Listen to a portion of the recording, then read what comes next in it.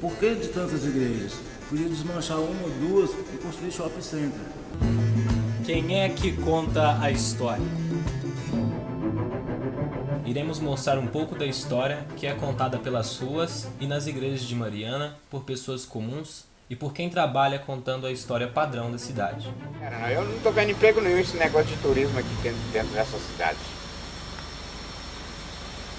Depois que acabou essa mineração aí, ó, nós vamos investir no turismo.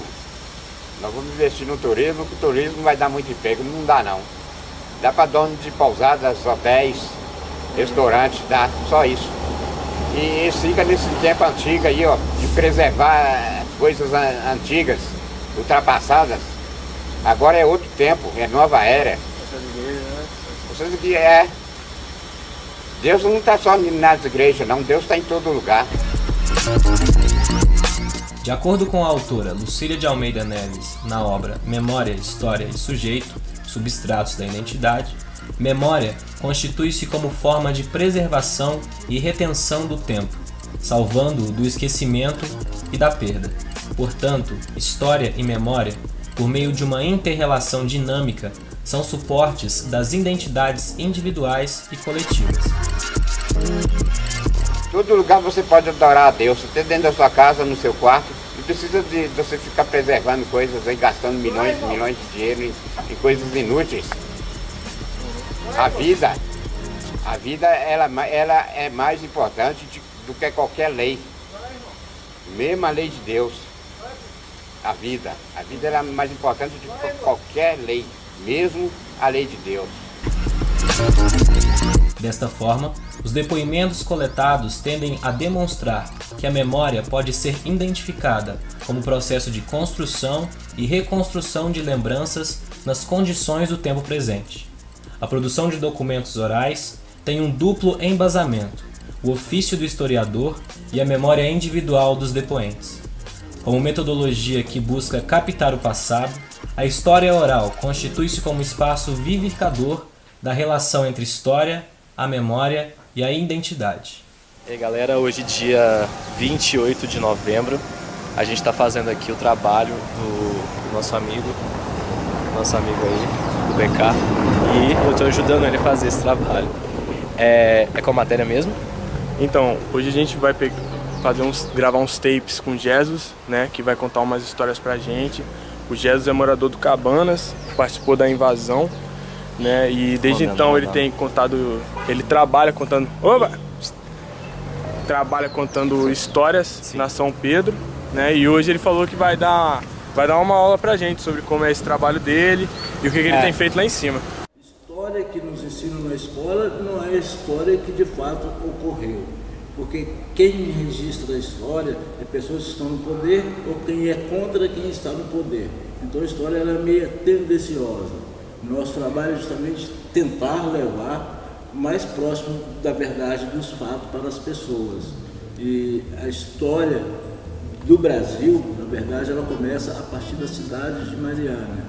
Como eu disse, Mariana é uma das primeiras cidades projetadas da América Latina. A história que eu aprendi na escola não é o que de fato ocorre do lado de fora. A identidade, o sentimento de pertencimento e o acúmulo de tempos e histórias individuais constituem o lugar. Este guarda em si o seu significado e as dimensões do movimento da história, apreendido pela memória, através dos sentidos. Há uma multiplicidade de relações e especificidades da produção espacial. O lugar é, então, o produto das relações humanas, uma construção socioespacial, oriundo das práticas vividas no cotidiano.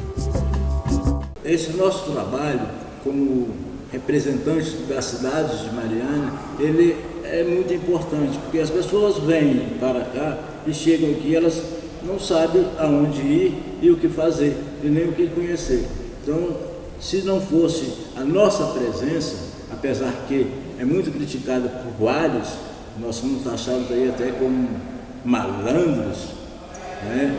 Entre aspas aí, mas nós que fazemos a representação do nosso município.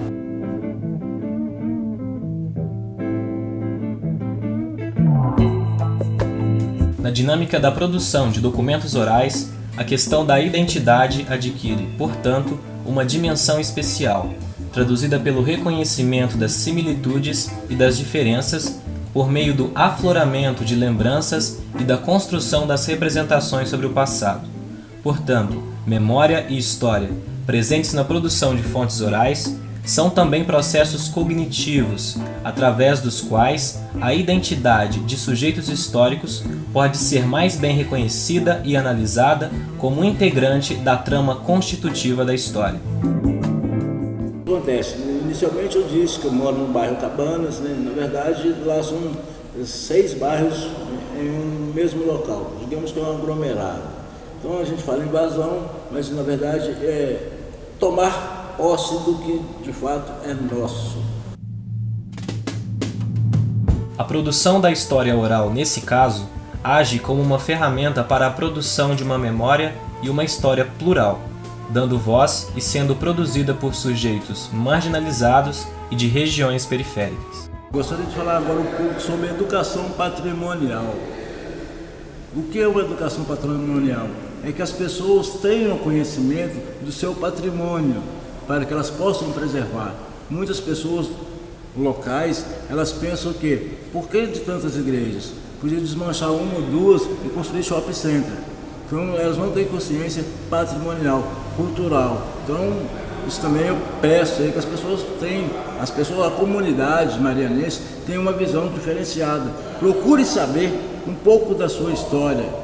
Conheça a sua história e conhecerá você mesmo.